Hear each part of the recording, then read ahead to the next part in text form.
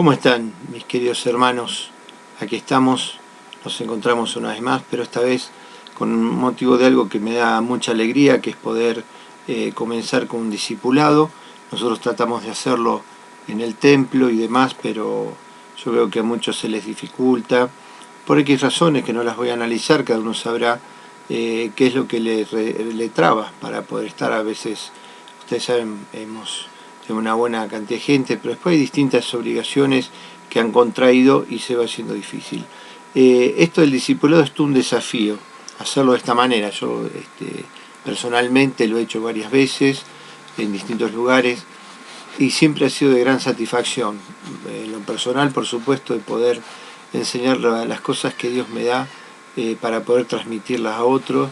Es un gozo porque yo también aprendo, voy avanzando en todo esto. Voy creciendo. Cuando doy la palabra es como que a la vez me retroalimento, y esto mismo quiero que sea para cada uno de ustedes.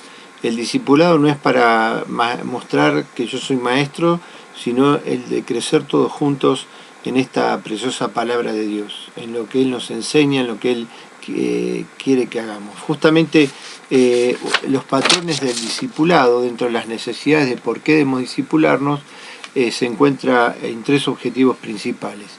Y se los voy a ir leyendo porque esto es un discipulado, no es como cuando uno predica que no puede, a veces mucho leer mucho los apuntes porque se pierde, pero vamos a ir en parte leyendo, en parte hablando, vamos a ir, es muy interesante todo, no se termina más el discipulado, porque tenemos un discipulado geográfico, un discipulado histórico.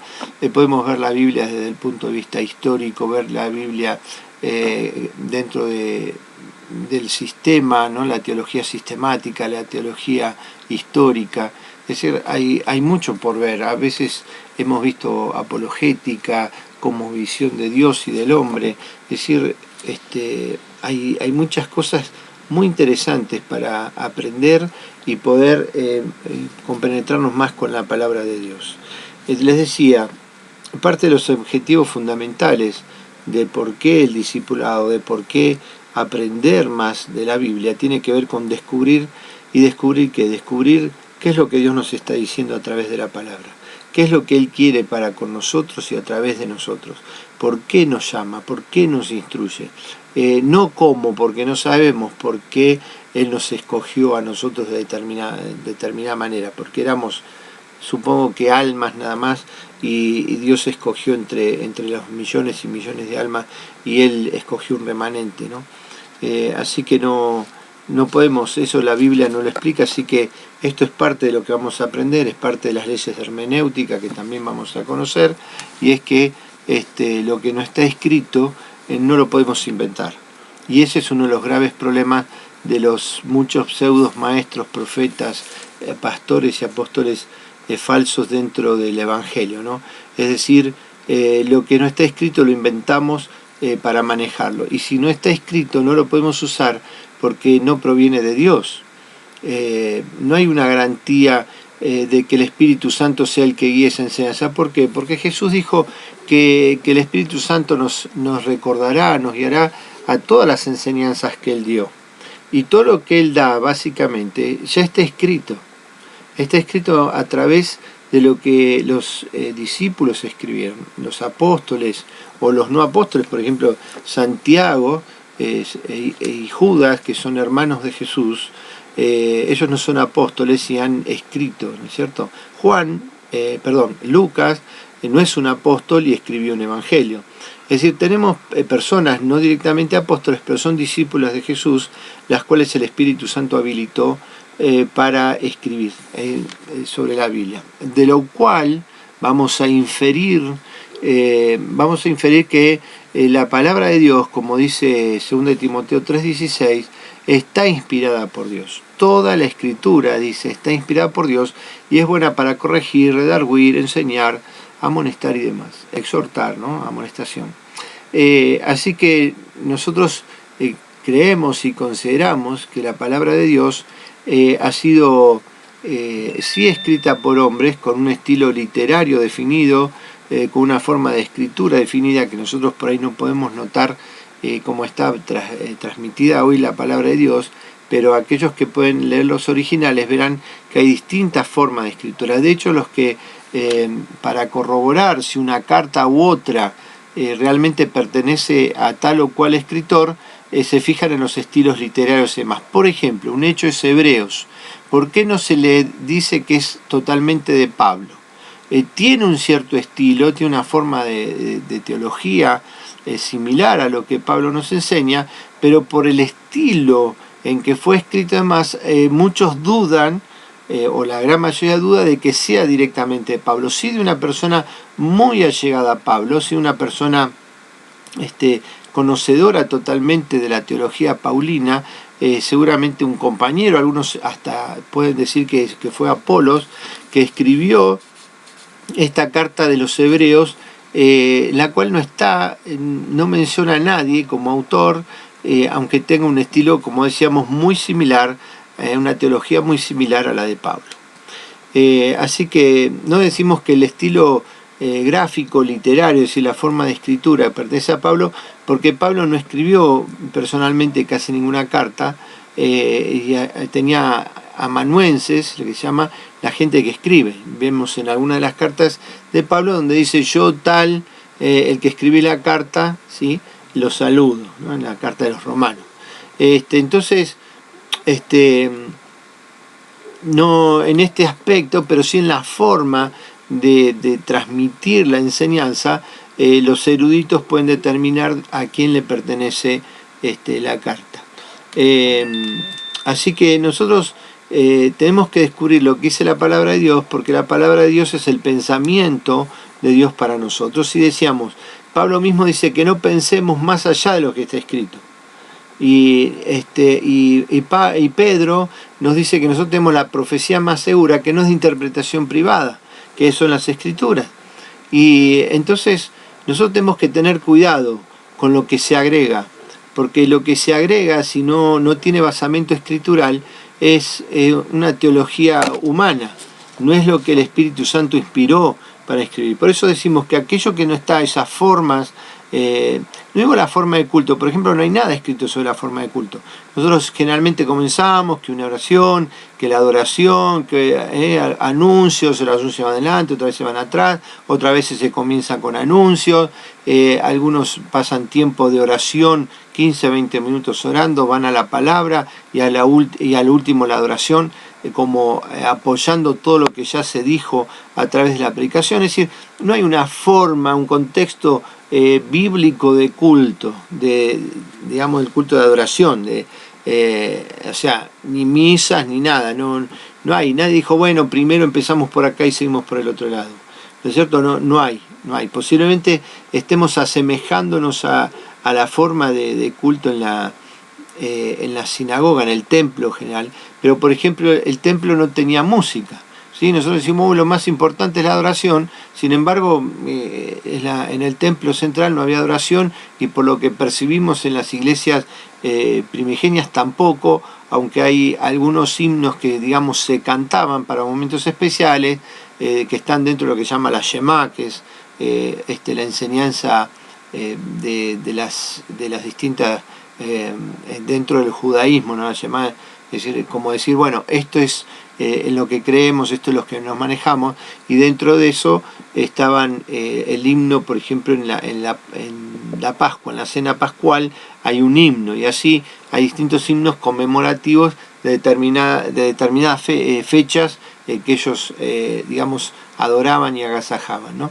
Pero fuera de eso, no tenemos algo así como adoración, una adoración cúltica a través de música ni nada por el estilo. No sé muy bien cuándo esto se genera ni se crea, no sé si hay un hito histórico, yo no lo sé, pero los voy a investigar. Es algo bueno para que investiguemos y aprendamos algo más, pero no había, de hecho ustedes ven el formato del templo, ven los planos del templo y no hay un espacio para músicos y cantores y cantoras, ¿sí? Entonces no era esto, y cuando Jesús habla adoración en espíritu y en verdad, habla justamente eso, en espíritu y en la verdad de Cristo, en la verdad de la palabra y en el espíritu. Es decir, nuestra adoración tiene que ser algo emanado de nosotros mismos, de nuestro interior, que reconoce a Dios en su soberanía y señorío y a Dios Padre, y a Dios Hijo, y a Dios Espíritu Santo que mora en nosotros, reconociéndolo para darle la adoración pertinente, ¿sí? Y en espíritu y en verdad, ¿sí? Adorarlo en la verdad de Cristo, es decir, siguiendo las enseñanzas de Cristo, estando en la verdad de las Escrituras, que es la inspiración del Espíritu Santo para aquellos que realmente extendieron la pluma. ¿Se entiende esto? Esto es todo parte del discípulo, esto es todo parte de la enseñanza, debemos conocer la palabra. Vamos a tener en algún momento un apartado especial que hable sobre Biblia para tener un conocimiento así generalizado de la Biblia. Yo no quiero que nos aburramos con esto, pero les puedo asegurar que a mayor conocimiento del material que manejamos, este material es celestial, este material es divino, este material vino del corazón y la boca de Dios a través del Espíritu Santo para llenar nuestras vidas y conocerlo a Él y conocer cuál es el diseño que Él tiene para nosotros como discípulos, como hijos, como parte del reino, como ciudadanos del reino celestial, que por ahora lo estamos representando aquí en la tierra y lo estamos llevando adelante. ¿Se entiende, mis hermanos? Entonces, esto es lo de descubrir qué está diciendo Dios para nosotros a través de la Biblia. Y por eso le decía que no tomemos aquellas enseñanzas que no tienen un verdadero basamento bíblico, no. Aquellos que llevan a la Biblia que digan lo que yo quiero decir. O sea, yo digo algo y adapto una palabra, la empujo para que quiera decir, ¿no? Hay una palabra para esto, una palabra llamada exégesis, es el estudio de una parte particular, disculpen que parece una redundancia, de la Escritura. Es decir, en la hermenéutica nosotros tomamos la palabra dentro de un contexto, pero en la exegética lo que nosotros hacemos es tomar una parte de esa palabra y desmenuzarla. Es decir, lo que la exegética quiere decir es sacar todo lo que está dentro, ¿no? Entonces la exegética trata de sacar todo lo que está dentro del versículo. Pero hay una palabra muy similar que tiene que ver con esto, no quiero complicarles la vida, que está diciendo de eso que las personas utilizan una palabra definida, un versículo, una cita bíblica, para tratar de decir lo que ellos quieren decir, ¿sí? Entonces, no se trata de que yo tomo exégesis y saco todo lo que está dentro de la palabra y les pongo a través de lo que el Espíritu Santo me va marcando, y otra cosa es que yo digo algo y quiero que la Biblia me corrobore, la Biblia me dé el espaldarazo. Y eso es lo que pasa con muchísimas doctrinas que creo que vamos a ir viendo o nos vamos a ir dando cuenta en la medida que profundicemos en la palabra, que no son realmente doctrinas emanadas de la Biblia, no son realmente lo que Dios nos quiere enseñar, lo que Dios nos quiere transmitir, lo que Dios nos quiere revelar, lo que Dios nos quiere decir, sino que hay hombres que consideran que van a hacer bien con esa enseñanza y sacan de contexto la palabra y dan enseñanzas que por mucho tiempo hay iglesias que se basan en esas doctrinas y las defienden a muerte cuando realmente delante de la palabra de Dios no tienen ningún valor. Y de eso podemos encontrar mucho en estos últimos 30, 40 años, donde se ha ido introduciendo enseñanzas, doctrinas, se han escrito libros incluso hablando de eso, algunos hasta hay, digamos, salmos, por así, canciones, como queramos llamarlo, adoraciones, alabanzas, etcétera, que realmente hablan de estas cosas y no son reales. Aún en la música más moderna podemos encontrar que muchos cantantes, digamos, más exitosos o más conocidos, a veces esbozan parte de estas doctrinas no totalmente bíblicas, no exactamente bíblicas o torciendo un poco la palabra, y la gente las canta como diciendo que a través de eso van a tener o mayor bendición o un cierto poder que nosotros realmente no tenemos, sino todo el poder reside en Dios mismo. Lo que pasa que la promesa de Cristo es estar con nosotros hasta el final de los tiempos, y es donde nosotros realmente podemos sentirnos con ese señorío de Cristo en nosotros, que nos da el poder y hace que el maligno no nos toque. Todas esas cosas sí son bíblicas, eso está tal cual escrito. Por eso lo vamos a ir viendo adelante. Es decir, ahora hacemos un pequeño pupurrí, una pequeña ensalada de muchas cosas que nos van a servir y por qué necesitamos discipularnos. ¿sí? Esto pasa así, muchos de nosotros llegamos, o casi todos diría, llegamos a la iglesia sin saber nada. La mayoría, diría un 99,9%, llega a la iglesia sin saber muy bien de qué se trata, ni las enseñanzas que hay, ni que simplemente vamos por una necesidad espiritual. Dios nos ha llamado a eso, lo único que nosotros hacemos es responder al llamado de Dios, de acercarnos a Dios, de acercarnos a su verdad, a su gracia, a su amor, y ser salvos por medio de la fe. ¿Se entiende? Entonces nosotros disfrutamos de eso sin saber muy bien todo el significado de este llamado y hacia dónde nos llama Dios y a qué nos llama Dios. ¿Se entiende? Así que, hermanos, procuremos en este tiempo realmente aprender de la palabra e incluso corregir muchas de estas enseñanzas que han llegado a nosotros y que no son literalmente bíblicas.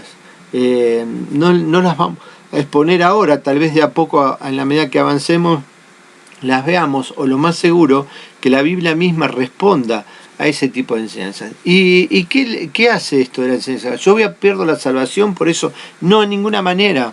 A ver, no significa que usted esté mal enseñado en algunos puntos bíblicos o en algunas exageraciones bíblicas o algunas tomas de poder por parte del hombre cuando realmente no es así, pero no es el problema mayor eso no nos va a quitar salvación, pero sí va a producir que nosotros no tengamos la victoria total, porque si yo yerro al orar, Dios no va a decir, bueno, yo entiendo lo que quisiste decir.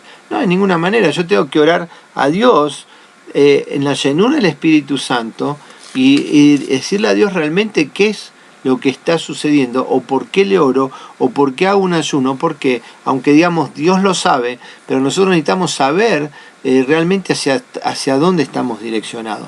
Entonces muchas veces oramos mal y oramos creyendo, es decir, con decretos, con cosas que no tienen nada que ver, nosotros no tenemos autoridad absoluta.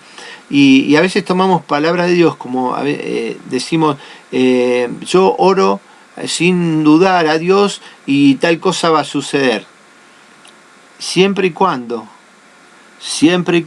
estemos dentro de la voluntad de Dios y sea parte del plan de Dios otorgarnos a aquellos por lo que oramos. Lo que Dios necesita, que nuestra fe se enfoque sin dudar. Porque dice... Santiago nos explica, dice, no piense que aquel que pide y duda va a recibir algo de parte de Dios. Y ahí tenemos un secretillo, ahí tenemos una perla que no debemos perder, ¿sí? Así que vamos a hacer lo siguiente, ya que mencionamos esto, permítame que lo busque, para mí voy a cortar el video, pero seguimos, pero voy a buscar en la Biblia para no atrasarnos y ya lo vemos enseguida. Bueno, acá estamos, hice sombra con la Biblia, acá estamos en Santiago 1:6, dice así, pero pida con fe, no dudando nada, porque el que duda es semejante a la onda del mar, que es arrastrada por el viento y echada de una parte a otra. Acá estamos coincidiendo con la enseñanza de Jesucristo, ¿sí? Jesucristo enseña esto, que pidamos sin dudar, ¿sí? Lo vamos a ver. Está en Marcos 11:24, vamos a leer cualquier cosa también, esa cita donde Jesús se explaya sobre esto. Así que estamos de acuerdo a Jesús, ¿sí? No dudando nada, pero en el 7 nos dice algo que nos va a caracterizar la fe que tengamos en la oración, que dice, no piense pues quien tal haga que recibirá cosa alguna del Señor. Es decir, si nosotros dudamos, no es porque nosotros vamos a establecer algo que se va a hacer porque yo lo diga y tengo fe. No dudo en lo que pido y se va a dar. No se va a dar así porque sí, sino que sin fe Dios no me lo va a dar, pero de cualquier manera Dios lo va a hacer, de acuerdo a lo que dice 1 Juan 5:14, que si yo oro conforme a su voluntad, todo lo que yo pido será hecho. Si quiere lo buscamos rápidamente, no voy a cortar porque está ahí nomás, apenas unas hojas después de Santiago. Muchas veces lo hemos visto, pero lo volvemos a rever. En primera carta de Juan 5:14, dice, y esta es la confianza que tenemos en Él, que si pedimos alguna cosa conforme a su voluntad, ¿sí? Él nos oye, no dice de por sí que nos conteste, aunque el 15 sigue, dice, y si sabemos que Él nos oye en cualquier cosa que pidamos, sabemos que tenemos las peticiones que le hayamos hecho. Ahora bien, si lo hacemos conforme, sin dudar primero, como dice Santiago, no dudando nada, no siendo como olas arrebatadas por el viento, que ahora pido después y no sé si estoy seguro y demás, y después, de acuerdo a la voluntad de Dios, Él nos oye. ¿Cuándo nos oye? De acuerdo a esto. Y en esto podríamos agregar algo que lo vamos a ir viendo más adelante cuando profundicemos la oración, en este tema, decir que Él nos oye y qué más hace que Dios pueda escuchar nuestra oración. Ya dijimos, voluntad, con fe, sin duda, no dudando en nada de todo esto, y también en lo otro, como le dijeron sobre Jesús, que Dios no puede escuchar a un pecador. Así que nosotros tenemos que estar libres de pecado para poder estar delante de Dios peticionando. Así que voluntad, sin dudar, y santidad. Son tres partes fundamentales para recibir algo a través de la oración. Hay más puntos, pero como les dije antes, lo iremos buscando en la medida que nosotros entremos más y más en esta enseñanza. Así que vamos a buscar, ya que estamos Mateo 11, como para redondear esta enseñanza. Mateo 11, 24, si mal no recuerdo.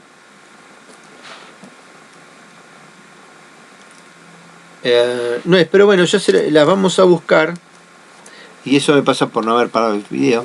Vamos a buscar concretamente esta palabra y vamos a examinarla y a darnos cuenta que no podemos dudar, que Jesús mismo nos dice que no tenemos que tener ningún tipo de duda en esto que llevemos adelante, ¿sí? Que debemos estar confiados en aquello que Jesús tiene preparado para nosotros. Ya se lo busco porque... discúlpenme porque quería 11, 22, 24, sí, San Marcos, perdón, no era Mateo, era Marcos, estaba bien enfocado, pero era Marcos, así que lo vamos a ver en Marcos, mil disculpas. Bueno, pero hagamos lo que estamos en el aula y podemos errar un poquito. 11, 24, 22 al 24, dice, respondiendo Jesús le dijo, tened fe en Dios. Impresionante, tened fe en Dios. Un mandato de Jesús, tened fe en Dios. Tremendo. Y después sigue diciendo, porque de cierto os digo que cualquiera que dijere a este monte, quítate y échate en el mar, y no dudara en su corazón, sino creyere que será hecho lo que dice, lo que diga le será hecho. Por tanto os digo que todo lo que pidéis orando, creed que lo recibiréis y os vendrá. Entonces también, bueno, pero pastor, y Jesús nos está diciendo que cualquier cosa que pidamos, pero no podemos omitir el resto de la enseñanza bíblica. Por eso dice que el Espíritu Santo nos guiará a las enseñanzas de Jesús. Por eso debemos ser guiados, no podemos arrancar un versículo, solamente un pequeño párrafo y decir con esto hago una doctrina, cuando la doctrina está basada en varias cosas que nos enseña. Es decir, no hay un versículo único, sino todo se apoya con otras partes. En esto tenemos que nosotros podemos orar, sí, bárbaro, sin dudar, dijimos, es la primera característica, entonces sería eso, sin dudar, pero sin dudar sabiendo cuál es la voluntad de Dios, y sin dudar sabiendo que no solamente conocemos la voluntad de Dios, sino que no pecamos, para que Dios, ¿qué?, nos oiga, como Jesús delante de la tumba de Lázaro. Señor, yo sé que siempre me escuchas, pero también en otra parte Jesús dice, yo no estoy solo, y digamos, si no estoy solo, Dios me escucha, porque hago lo que a Él le agrada. ¿Y quiénes son los hijos de Dios? Aquellos que hacen la voluntad del Padre. Entonces nosotros vamos a orar bajo la voluntad del Padre. Es una condición sine qua non, es decir, no podemos movernos en la oración, aunque hoy no es el tema puntual de la oración, sin buscar su voluntad, sin tener la férrea determinación de hacer su voluntad. ¿Sí? Estamos entendiendo. Entonces, por eso también necesitamos conocer la palabra de Dios, para conocer la voluntad de Dios y para poder orar dentro de esa voluntad. no orar porque a mí se me ocurre, porque bueno, pero Jesús dijo que todo lo que pensemos será hecho. Será hecho si es la voluntad, porque yo no voy a decir se va a ser hecha tal cosa y se va simplemente porque yo lo digo. Yo no soy quien, no tengo la más mínima autoridad para eso. Ustedes recuerden que hasta Satanás no puede hacer nada por su propia causa si Dios no sabe. Satanás le presenta, seguramente digo yo, porque Jesús le dijo a Pedro, Satanás os pidió para zarandearos, ¿no? Entonces quiere decir que tuvo que ir a pedir permiso, tuvo que presentar el proyecto delante de Dios de lo que iba a hacer con Pedro, ¿no? Y Pedro le habrá dicho, bueno, esto sí, esto no, como con Job, está bien, haz lo que quieras con él en tal aspecto de su vida, pero no toques su vida. Y en el otro, el segundo, bueno, está bien, primero le tocaste lo económico, ahora tocaré la salud, pero no toques su vida. Entonces, Satanás es un ser que puede tener muchos planes de maldad, de hecho los ejecuta y todo, porque Dios se lo permite, Dios está enterado, dice, bueno, ok, dale para adelante, porque Dios prepara, permite ese tipo de pruebas, para que el hombre realmente aprenda, porque el hombre tiene el corazón endurecido. No estoy hablando solamente del creyente, estoy hablando del mundo en general. Cuando viene un tsunami, cuando viene una catástrofe, cuando se cae un avión, a veces han muerto creyentes, claro que sí, mueren creyentes, pero muchas veces lo he dicho, que el creyente muere en el minuto de Dios. Cualquier persona, digamos, muere en el minuto de Dios. Pero en el caso del creyente, muere y va a la presencia de Dios, o va a dormir esperando la presencia de Dios, pero la forma de morir es de la carne, no es del espíritu ni del alma. Entonces, Dios puede permitir esas cosas porque simplemente es un paso que nos lleva a la muerte, nada más. Podemos morir de cáncer, nos puede atropellar un coche, qué sé yo. En general no tendría que pasar eso, pero si eso es lo que ocurre en nuestras vidas, Pablo le dice a Timoteo que muchos pecados del hombre se hacen patente antes del juicio, como le pasaba a Timoteo, por lo cual tenía que tomar una copita de vino a causa de las enfermedades estomacales, intestinales que tenía. ¿Se dan cuenta? Es decir, a veces podemos sufrir en la carne cosas que hemos hecho, el pecado que nos ha manipulado durante un tiempo hasta llegar al conocimiento pleno de Dios. ¿Se entiende? Entonces, no estemos tan pendientes de nuestro cuerpo, sino estemos pendientes, como le dijo Jesús a sus discípulos, de que nuestro nombre esté escrito, inscripto en el libro de la vida, que esté escrito, que esté puesto, que esté manifestado, que cuando Dios abra los libros diga acá está tal y acá está tal, y nosotros pasemos hacia la derecha de las ovejas, a ser los corderos de Dios eternamente. ¿Amén? ¿Se entiende?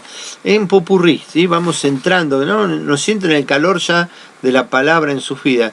Es tremendo lo que Dios hace con nosotros a través de su palabra. Hay un énfasis. Y qué necesario es conocer la Escritura para poder desarrollar los temas. Porque no hay un versículo suelto, no hay un versículo solo, todo tiene un contexto, lo que se llama hermenéutica. Y el versículo tiene mucho contenido, mucho contenido santo, muchas cosas bellísimas, ¿no? Tiene mucha potencia dentro suyo, tiene mucha enseñanza, y eso es la exégesis, lo que permite sacar lo que está dentro, permite mostrar lo que está metido dentro, no inventando nada. Después asegurar que no hace falta inventar nada, que la palabra está completa. Por eso el Señor se reveló en la palabra, no hace falta más revelación. Ahí es donde entra, no quiero entrar mucho en el tema, pero entra la pelea con los profetas modernos, porque la revelación de Dios ya está dada. Ahora, considero que por ahí puede haber profetas que traigan algo puntual, ¿sí? Pero no futurista. No existe el profeta futurista. Incluso cuando nosotros analizamos los profetas de la Biblia, nosotros podemos ver que hay una parte de esos profetas que futurizan, ¿no? Que hay acontecimientos que van a venir, pero hay otros que simplemente traen una palabra para lo que va a pasar a distintas personas, a distintas naciones o incluso imperios en ese momento, para determinar el castigo que corresponde de acuerdo a cómo hayan tratado a su pueblo Israel. ¿Se entiende? Dios ha guardado a su pueblo. Yo creo que para este tiempo va a ser lo mismo. Ahora ya está todo declarado en la palabra. ya el Apocalipsis, más allá de las variantes, entre la ida de Jesucristo a la gloria y su regreso y la finalización del Apocalipsis, todo ese lapso de tiempo no lo conocemos porque Jesús dice que está en la potestad del Padre. Así que cuando eso ocurra nos va a sorprender a todos. Cuando venga Cristo va a ser un abrir y cerrar de ojos. Así que muchas veces estamos arriesgando, esto es apocalíptico y aquello, y realmente no tenemos noción. ¿Sabe cuánta gente habrá dicho que hubo sucesos apocalípticos y que ya se terminaba? En 1914, por ejemplo, Russell, que es el padre de los testigos de Jehová, aunque ellos lo niegan, claro, lo van a negar porque se mandó tantas macanas que prefieren descartar al padre, ¿no? Pero esto es innegable. Los russellistas o los testigos de Jehová, en 1914 Russell, que todavía estaba vivo, Charles Russell, dijo que venía el apocalipsis, ¿no? Ya como venía la guerra y rumores de guerra, ¿sí? La guerra del 14 al 17, la guerra mundial, la primera guerra mundial. Entonces él dijo, mucha gente vendió todo lo que tenía, se empobreció, se sacó todo encima, esperó aún en los tejados que ocurriese lo que decía Russell, y algunos hasta se suicidaron para no enfrentar lo que estaba por venir. Hermanos, ya pasaron 100 y pico de años, aquí estamos y todavía nada pasó. Después Russell se rectificó, dijo que no, que lo tiró para el 19 y así, etcétera. Bueno, acá estamos. Acá estamos, y los testigos de Jehová también. ¿Qué va a hacer? No todo es perfecto, así estamos. Así que bueno, hermanos, siguiendo con esto, tenemos que tener cuidado con el tema de la profecía, porque la revelación de Dios ya está, es decir, Dios no va a hacer muchas más cosas de lo que ya está escrito, a no ser lo cotidiano de nuestras vidas, y cosas que van a ir surgiendo como habla de terremoto, y surgen terremotos, claro que si hay tsunami, terremoto, hay quedas de aviones. Jesús, imagínense que hace 2000 años el Espíritu Santo a través de Jesús, a través de algunos escritores, a través de Juan en el Apocalipsis, dijese, sí, porque se cayó un avión, mató 500 personas. No habría forma, ¿quién entendería eso? Entonces, ni Juan lo habrá visto en ese momento y lo deja venir, pero sí habla de peste, sí habla de mortandad, sí habla de guerras y rumores de guerra, sí habla de disensiones en la familia, la suegra contra la nuera contra la suegra, entre los hermanos, padres e hijos que se entregarán y demás, y todas esas cosas han ocurrido y van ocurriendo, son señales de que el fin se aproxima, como diría Pablo, son dolores de parto, aunque todavía no es el fin.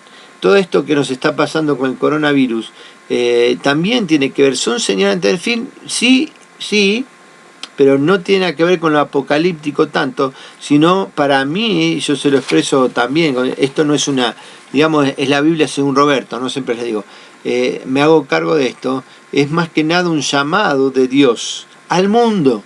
En el mundo estamos los creyentes también, aunque no pertenecemos al mundo, pero es un llamado de Dios al mundo a reflexionarnos y a volvernos a Él.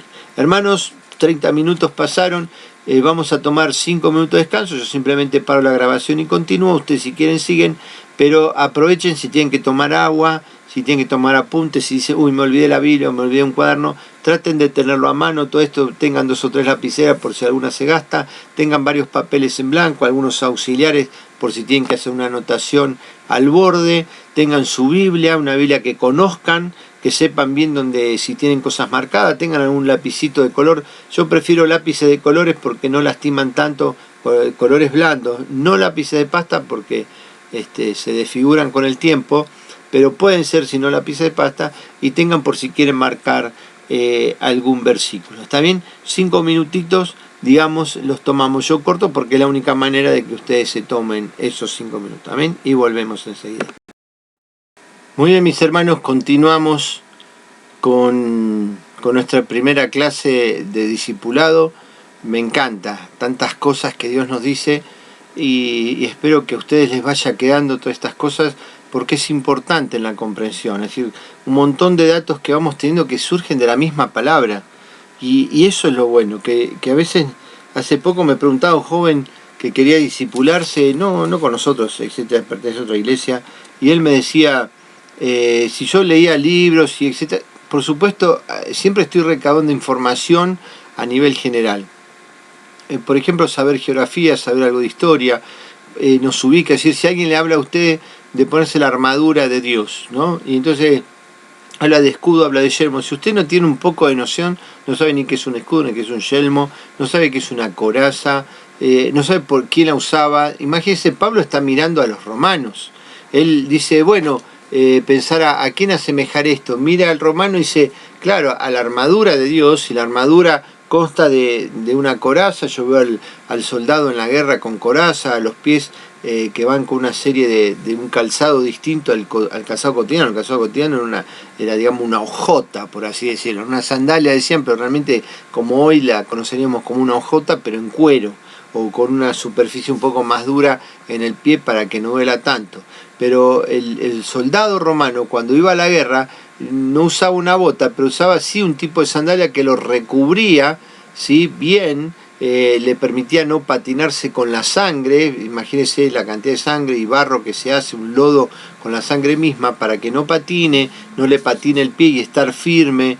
Y eso es el apresto del Evangelio de la Paz, ¿no? Estar firmes y dispuestos a no patinar en el Evangelio y poder presentar el Evangelio a otros. Eso es cuando dice calzados con el apresto, ¿no? Es decir, tener ese tipo de sandalia, ¿no? Algo así, la coraza de justicia, el cinturón llevaba la espada. Es decir, si usted no conoce un poco de eso, cuando lea la armadura va a quedarme en el aire y tiene que esperar que aquel que lo está predicando, el maestro o el pastor, se lo esté realmente explicando de esa manera y usted pueda conocerlo. Pero a la vez el pastor tiene que conocerlo para poder explicárselo a usted.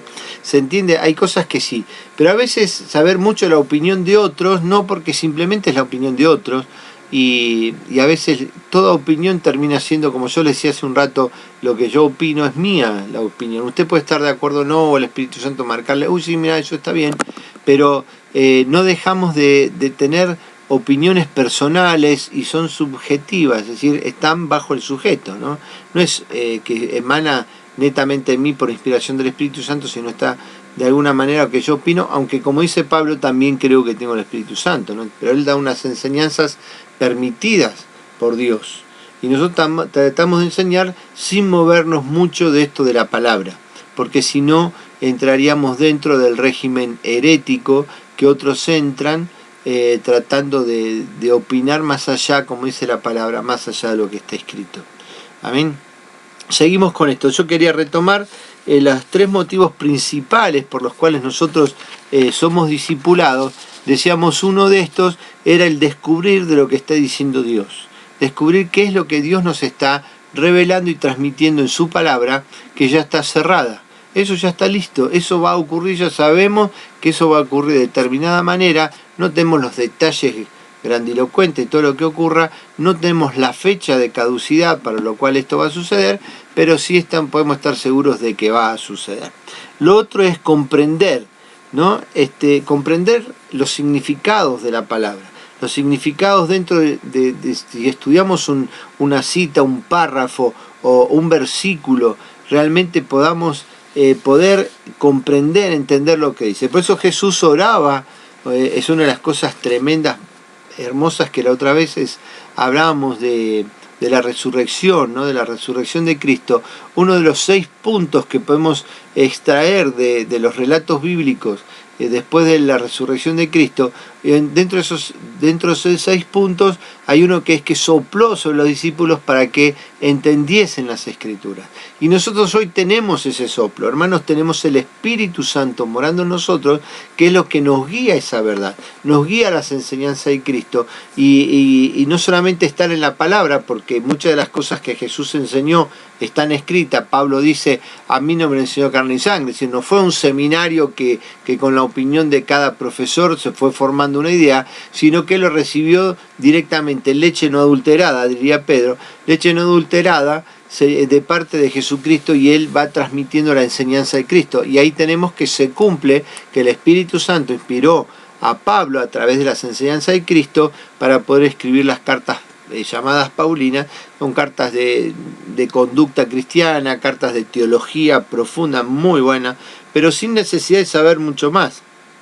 Hermanos, aún la teología profunda o supuestamente profunda es entendible por todos. Por eso debemos estudiar las palabras de Dios. es entendible, es fácil de comprender. ¿Por qué? Porque Jesús mismo dijo que esto fue dado a los pequeños, se lo sacó de la boca a los sabios y entendidos y nos los dio a nosotros, a lo vil y menospreciado, dice la palabra del mundo, y nos dio a entender todas estas cosas. Entonces, ya que tenemos el soplo del Espíritu Santo en nosotros para entender las Escrituras, bueno, estudiémoslas, porque tenemos la capacidad para entenderlas, amén, para comprenderlas. Y lo otro que también nos sirve, otro de las grandes verdades de por qué discipularse, es para que aquello que aprendemos lo apliquemos. Descubrir, comprender, aplicar. ¿Aplicar qué? Aplicar la palabra a nuestras vidas, aplicar la palabra de oración, aplicar nuestra conducta delante de la sociedad, de cómo testificar de Dios, de Cristo, a través de nuestra conducta, ser llenos del Espíritu Santo, perdonar. Todas esas cosas nos lo enseña la palabra de Dios y debemos estar sujetas, por lo tanto, a la palabra de Dios. Por eso necesitamos conocerla. Y esto es una de las características por qué la iglesia de hoy de Jesucristo le falta victoria, le falta polenta. Pues la gente cree que porque el solo hecho que yo decreto, yo grito, yo hago, yo sujeto, yo te aplasto, Satanás te echo por tierra. ¿Usted se piensa que hace algo con eso? No hace nada. Satanás se ríe de todo eso. Pero si yo conozco la Escritura y que me dice que me someta a Dios, que esté sujeto a su fuerza, que esté humillado ante su poder, Él es mi escudo, Él es mi fuerza. Por eso a veces mal interpretado toda la armadura de Dios es para que venido el tiempo duro, dice el mal tiempo sobre nosotros, cuando haya pasado todo estemos firmes. No es para reprender, hermano, la armadura, no es para combatir. ¿Contra quién va a combatir? Contra los espíritus que usted no ve, no conoce, no sabe su fuerza, pero Dios las conoce. Usted cúbrase de Dios a través de la armadura, cúbrase de Él, cúbrase en la relación de la verdad, o sea, verdad, santidad, esté en santidad, la coraza de justicia, santidad también, que es la justicia, el aborrecimiento del pecado, santidad.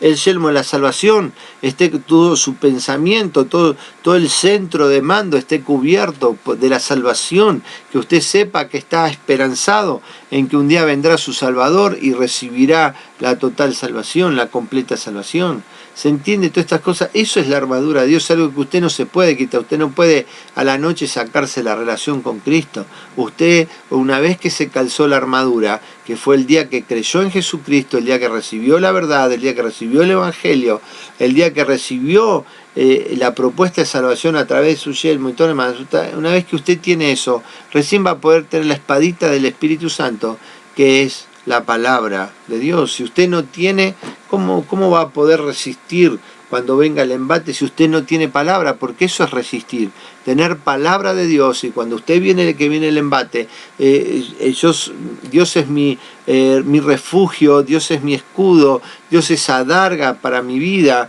Dios es mi roca fuerte, mi sombra de gran peñasco, Él es torre fuerte para mi vida, yo soy la niña de sus ojos, ¿sí? Yo soy diadema, soy anillo de sellar. Es decir, si usted no tiene todo esto, pero no tenga solamente esto de Dios, sino que también que le dice, no pequéis. No pequéis. Y si pecáis, dice Juan, abogado tenemos para con el Padre. ¿Se entiende? La Escritura es mucho más completa que 3 o 4 palabras que a mí me infunden aliento. Claro que sí. Pero usted no se quede con las 3 o 4 palabras, sino siga, porque toda la Escritura es inspirada por Dios y es buena para corregir, es buena para exhortar, es buena para que vayamos adelante. Es la palabra de Dios. Por eso necesitamos saber la palabra de Dios, descubrir, comprender y aplicar. Si usted no sabe la palabra de Dios, ¿cómo va a aplicar? ¿Cómo va a ser un creyente completo? ¿Cómo va a ser un creyente santificado si no sabe cuáles son las normas de santidad que Dios nos pone? ¿Usted conoce los 10 mandamientos, por ejemplo? Está bien, no nos manejamos hoy por los 10 mandamientos. Hoy tenemos la ley de Cristo, que es la ley del amor y de la libertad. Así dice Pablo. Teníamos un ayo, la ley de las tablas, era un ayo para nosotros. Pero ahora ha venido el Hijo, ya no tenemos más ayos, sino tenemos la ley viviendo en nosotros. Es decir, no necesitamos solamente aprenderla, sino vivir de acuerdo al Espíritu Santo. Amén. ¿Se entiende, hermano? Esto es lo grandioso de Dios para nuestras vidas. Esto es lo que Dios quiere para nosotros. Debemos descubrir lo que dice Dios, debemos comprender lo que dice Dios porque estamos capacitados para eso a través de Dios mismo, y debemos aplicarlo a nuestra vida, aquellas cosas que son enseñanzas netas para nosotros. Amén. Así que usted, ¿para qué se tiene que discipular? Se tiene que discipular para esto, para descubrir lo que dice la palabra. Debemos leer las Escrituras porque debemos conocer lo que Dios nos está diciendo.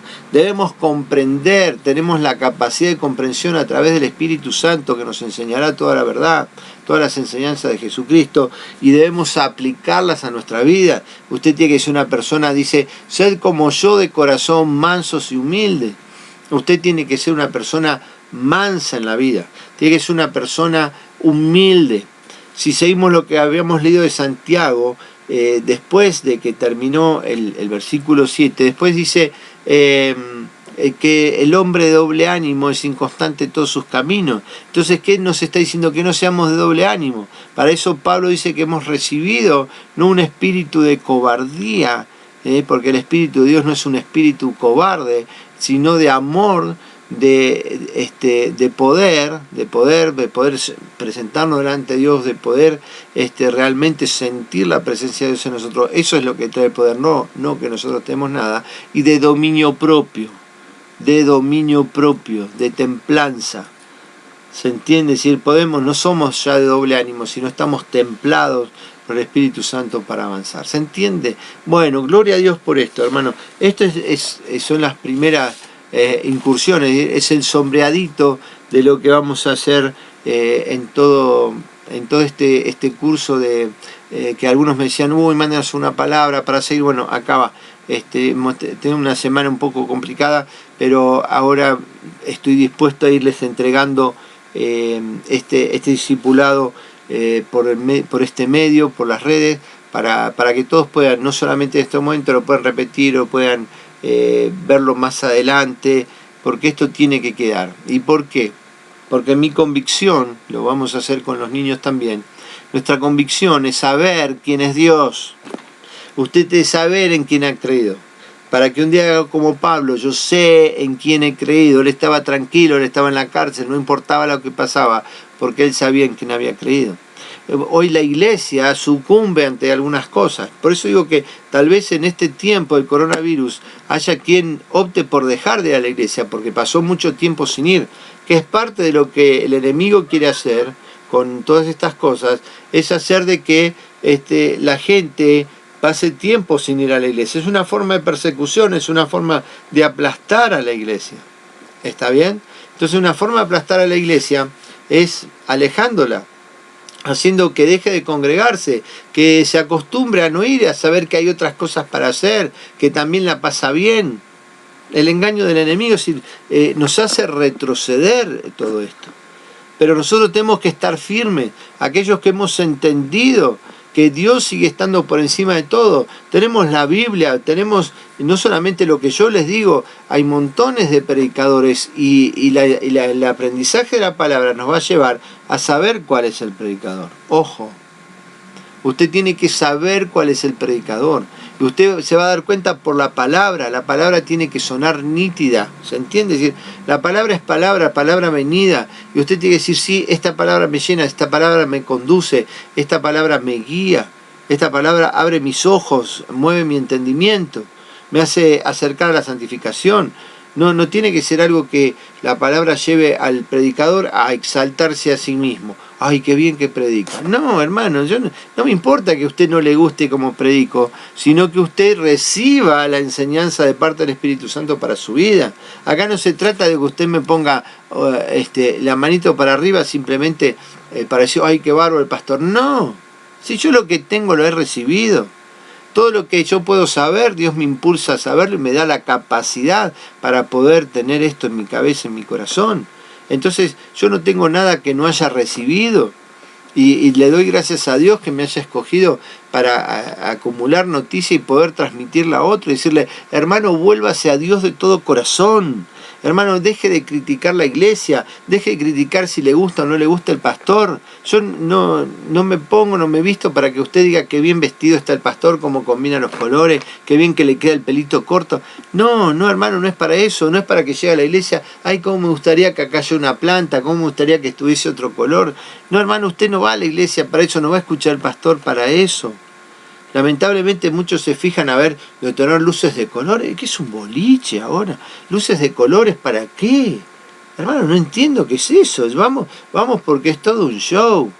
¿Sí? Hay grupos de canto, por eso le digo, el canto es relativo, pero esos conjuntos de canto, algunos con el pelo largo, otros vestidos, miran cómo se viste el batero no sé, del Zeppelin, de Genesis, son viejos, ¿no? Ya lo sé. De algunos de esos grupos y se visten igual, la gorra, se tatúan. Hermanos, los cristianos tatuados, que usted venga de afuera tatuado, bueno, pero que se tatúe no, porque lo que importa es lo que está en el corazón. Pero la palabra de Dios dice que nosotros vamos a dar cuenta de nuestro cuerpo y Dios no nos puso que tengamos que ser tatuados. Jesús no se dijo, yo soy el camino, la verdad y la vida, y se puso un tatuaje en el brazo.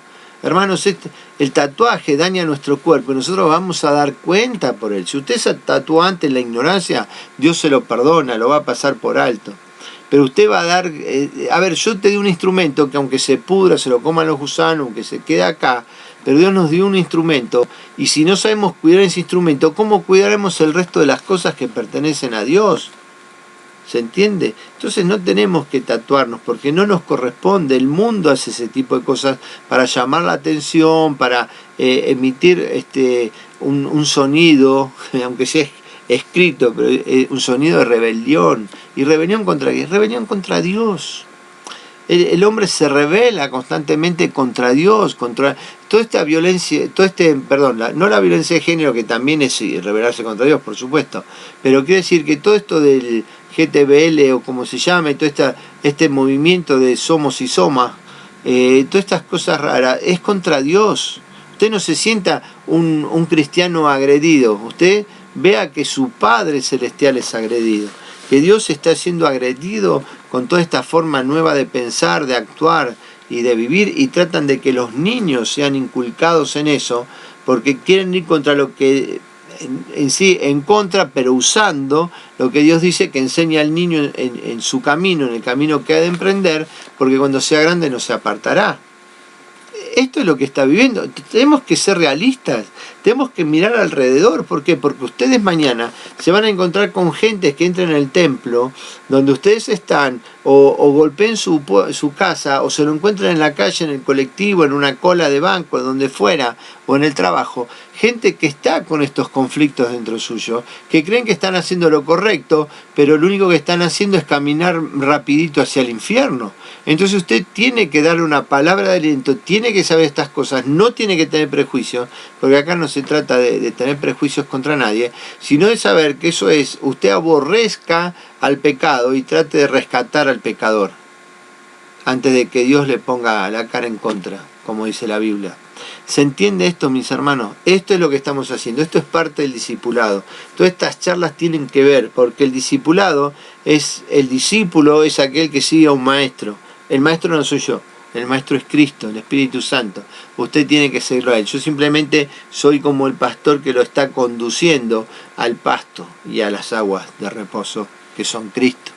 Amén. Entonces, estemos atrás de esto, hermano. Y para ir terminando, hay 4 cosas que están dentro de la vida del cristiano, y usted va a decir, bueno, pero yo ya pasé por eso, espero que sí, pero vuelta, ¿cuál es mi convicción? Y le decía que iba a llevar a los niños, no termine con eso, es conocer bien a Dios, conocer quién es Dios. Si usted no conoce a Dios, ¿cómo me puede decir que cree en Dios? Porque entonces usted cree en una figurita que le mostraron, pero usted no conoce la realidad de Dios. Por eso hay dudas, por eso la iglesia dice, ¿dónde está Dios? No, usted está todo bien, está todo lindo. De pronto hay un enfermo en la familia, el enfermo no se sana. ¿Y dónde está Dios? ¿Y para qué voy a la iglesia? Sí, se la agarra con la iglesia, no sé qué tiene que ver. Ah, el pastor dice tal cosa, al final es un chanta. Miren, si yo le estoy hablando de lo que dice la palabra de Dios, no soy un chanta. Fíjense en los chantas verdaderos, aquellos que distorsionan la palabra de Dios para manipularlo a usted, ¿sí? Porque yo no trato de manipularlo ni con la ofrenda ni con nada, pero sí trato de llevarlo a una victoria constante en Cristo. No trato de decir, uy, qué bueno esto, el otro, para que usted se sienta puff las 2 horas que está conmigo, pero el resto de la semana sea un fracasado. Y le diga a Satanás, no, pero la palabra dice tal cosa, y Satanás dice, no te conozco.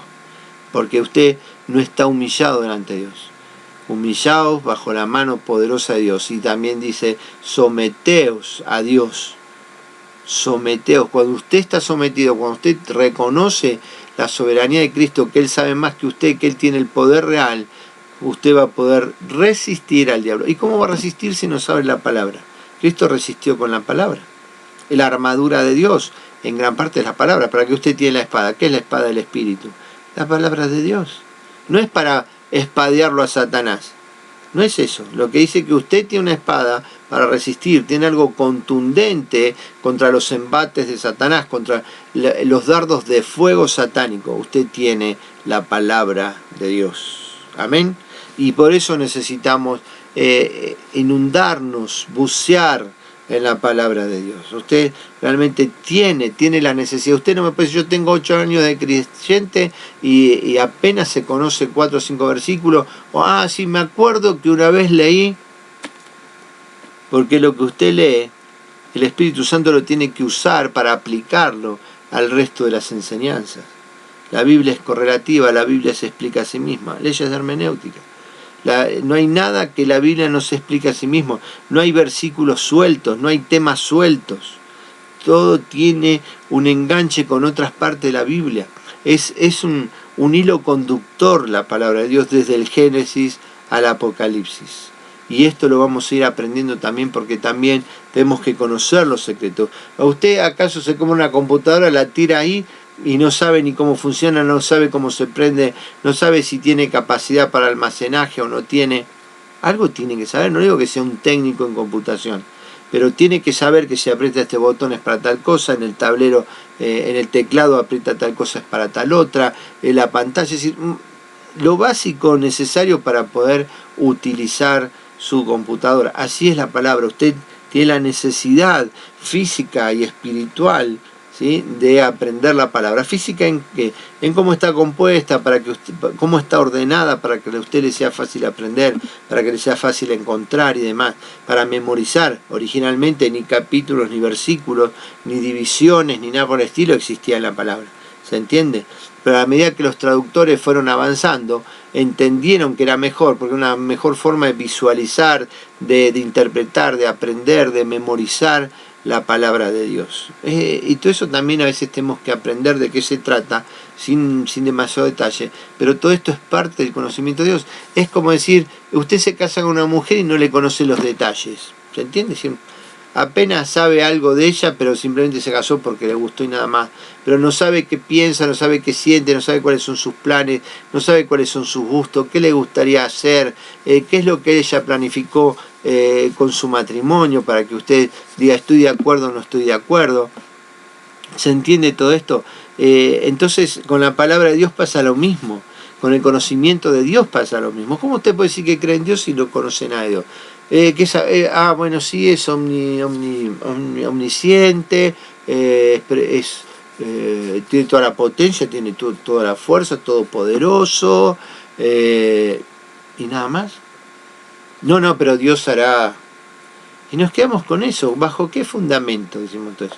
Sí, puede ser que sea cierto lo que usted dice, pero ¿cuál es su fundamento? ¿Dónde está parado usted en la roca? ¿O simplemente está parado en la arena de las predicaciones espurias, de las predicaciones light, de esas predicaciones como para que usted se entusiasme, pero después no sabe cómo defenderse en su vida cotidiana? Y esto es lo que debemos aprender. Queridos hermanos, no se aburran de esto. Escudriñen las Escrituras. Vamos a seguir avanzando. Espero que ustedes se entusiasmen como yo me entusiasmo con esto. El fuego del conociendo. Vamos a hablar de la soberanía total de Dios. Ustedes se les puede dar vuelta la peluca. Es tremendo encontrar el poder de Dios expresado y a favor nuestro. Hermanos, si podemos comprender estas cosas, vamos a hacer una iglesia victoriosa como Cristo dejó y quiso que fuésemos. Recuerden que los primeros discípulos que levantaron la primera iglesia cristiana, los apóstoles y luego lo que llamaron los padres de la iglesia, enseñaban la palabra de Dios, enseñaban las escrituras, enseñaban las cartas, ¿no? Que fueron reconocidas después como el canon de las escrituras del Nuevo Testamento, y aún basado en algunas cosas del Antiguo Testamento, porque nosotros somos gentiles, no somos judíos. Entonces no tenemos una tradición religiosa del Antiguo Testamento. Sirve, claro, porque toda la escritura es inspirada por Dios, toda, ¿sí? Pero nosotros vamos a aprender más como ex paganos, como ex griegos y demás.